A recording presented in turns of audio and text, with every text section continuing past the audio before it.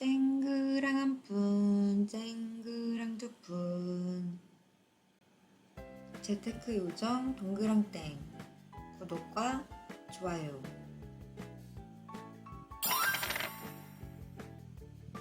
안녕하세요.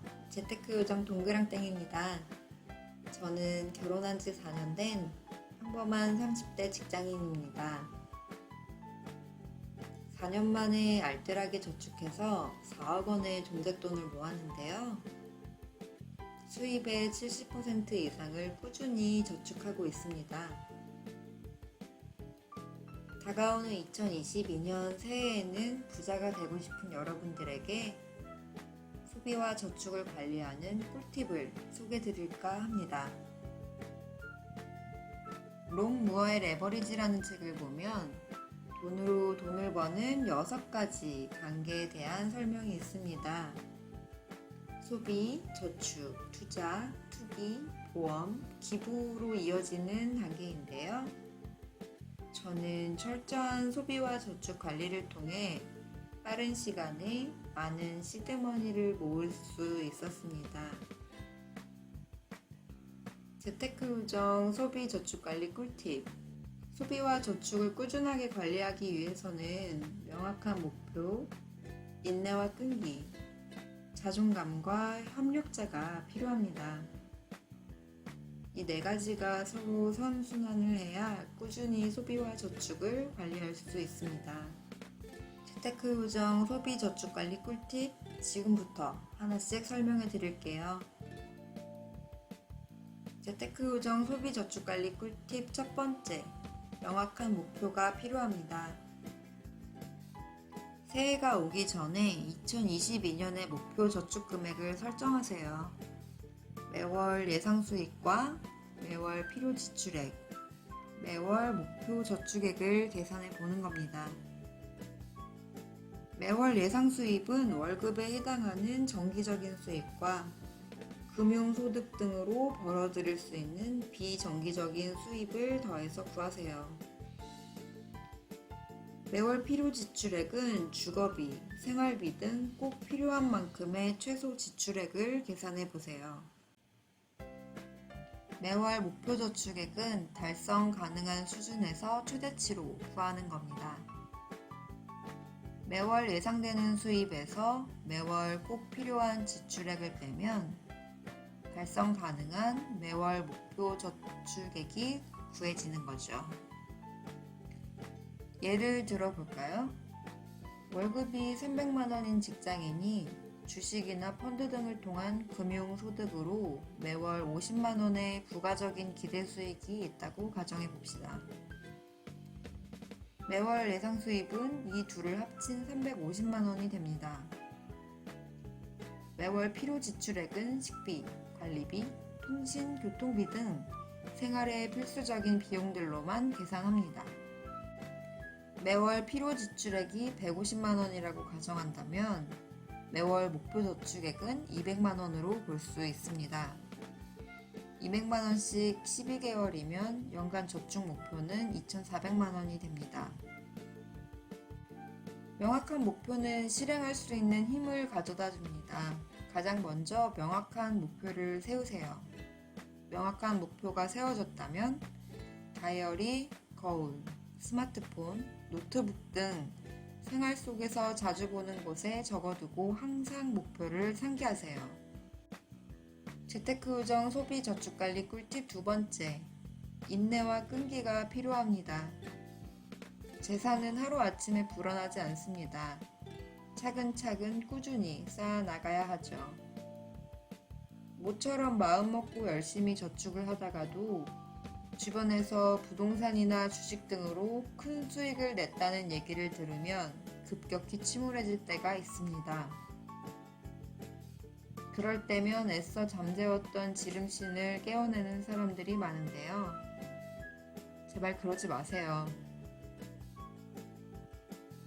여기 세 사람을 예로 들어볼게요. 인생은 한 번뿐이라 생각하는 욜로족 A, 저축만이 살 길이라 생각하는 알뜰형 B, 버는 만큼 써대는 C가 있다고 합시다. 인생은 한 번뿐인 A는 한 달에 200만 원을 벌고 양심상 50만 원을 저축합니다. 나머지는 먹고 치장하는 데 다 써버리죠. 저축이 진리라 생각하는 B는 월급은 200만 원으로 A와 같지만 100만 원을 저축하고 나머지 돈으로 알뜰하게 생활합니다. 버는 만큼 쓰는 C는 월급이 300만 원으로 셋 중에 가장 많지만 소비도 가장 많아서 한 달에 200만 원을 써버리고 100만 원을 저축합니다. A와 B는 한 달 저축 금액이 50만 원이 차이 나는데요. 50만 원은 별것 아닌 것 같지만 1년이면 600만 원이나 차이가 납니다. 이 600만 원이 3년, 5년, 10년 동안 복리로 쌓여간다면 이 둘의 차이는 좁힐 수 없을 만큼 벌어져 있을 겁니다. 그럼 B와 C는 어떤가요? 비록 저축 금액은 같지만 이 둘을 같게 볼 수는 없을 것 같습니다.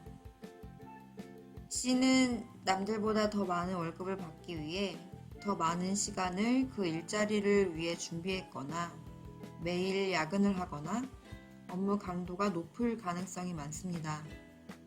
이 세상에 공짜는 없으니까요. 그렇게 볼 때 C는 본인이 들인 시간과 노력을 너무 허무하게 써버리는 것 같지 않나요?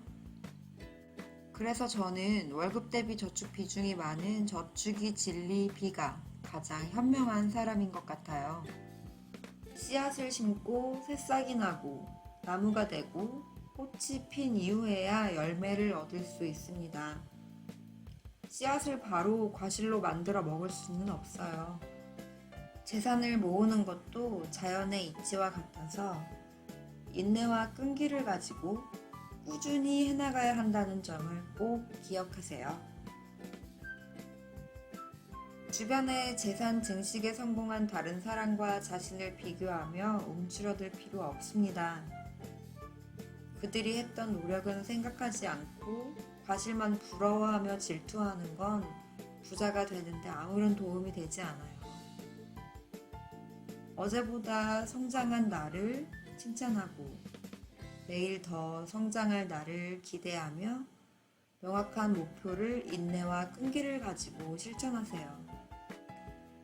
재테크 요정 소비 저축 관리 꿀팁 세 번째, 자존감이 필요합니다.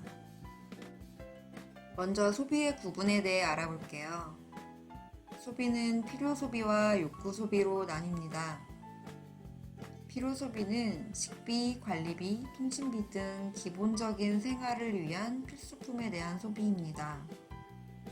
반면 욕구 소비는 가치가 빨리 떨어지고 영속성이 없는 것들에 대한 과소비를 뜻하는데요. 욕구 소비로 부족한 자존감을 채우려는 사람을 보면 너무 안타까운 마음이 듭니다. 예를 들어 볼까요? 회사에서 업무로 시달리고 탈탈 털린 날, 집주인이 전셋값도 올려달라고 합니다.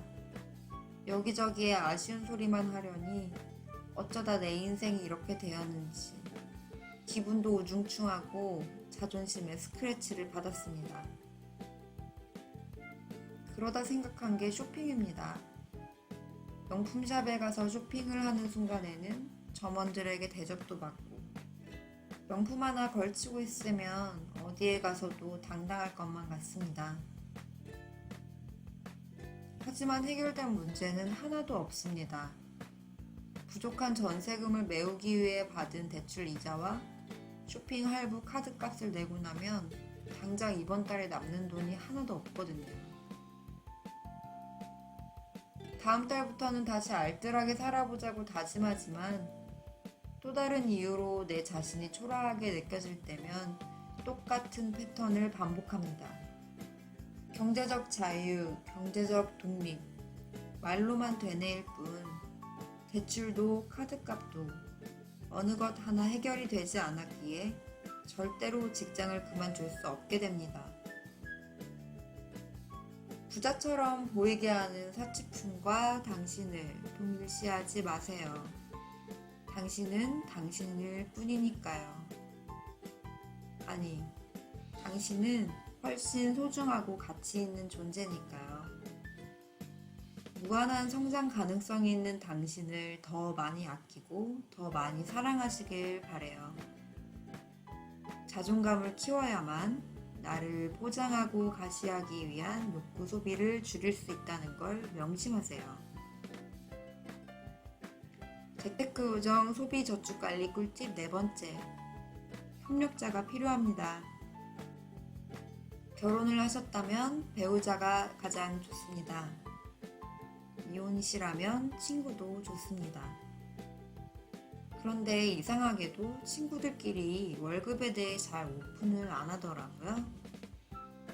주변에 같은 뜻을 가진 친구가 없다면 소규모의 소모임을 만들어 보셔도 좋습니다. 배우자도 친구도 소모임도 마땅하지 않을 때는 저 동그랑땡을 협력자로 두세요. 중요한 건 협력자는 명확한 목표와 인내와 끈기, 자존감이 있는 사람으로 골라야 합니다. 그래야 서로에게 도움이 되거든요. 협력자를 만들었다면 명확한 목표, 인내와 끈기, 자존감을 서로 확인하고 북돋아주는데 활용하세요. 재산을 모으는 건 꾸준히, 오랫동안, 천천히 해나가야 하기 때문에 나를 응원하고 지지해주는 협력자가 반드시 필요하다는 걸 기억하세요. 오늘은 재테크 우정 소비 저축 관리 꿀팁들을 소개해드렸어요. 꾸준한 소비 저축 관리를 위해 필요한 4가지.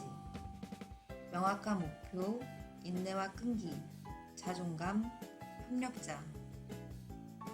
올해 남은 시간 동안 마인드 세팅에 꼭 성공하시고 내년에는 다 같이 부자 되기로 해요.